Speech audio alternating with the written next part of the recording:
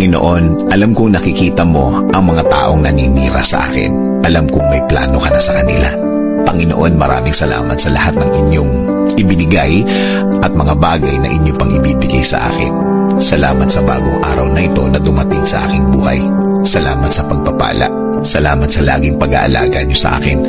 Maraming salamat din sa gift of self-control na ibinibigay niyo sa akin, Panginoon.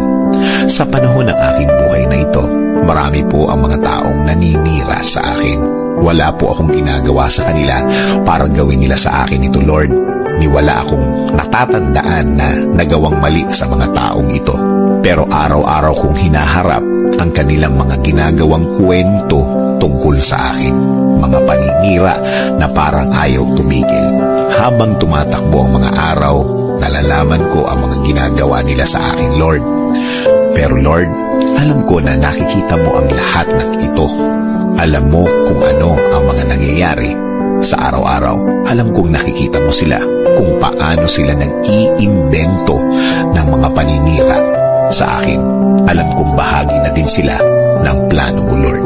Kaya magko-concentrate na lang ako sa aking mga ginagawa at hindi ko na lang sila papansinin. Instead, mabubuhay ako sa araw-araw para ma-enjoy ang mga bagay na bigay mo sa aking buhay, sa mga blessings na bigay mo sa aking buhay.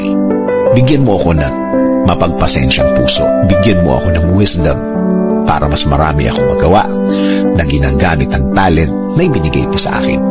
Alam kong marami ka pang mga bagay na ibibigay na oportunidad sa akin. Oportunidad na makakatulong sa aking buhay.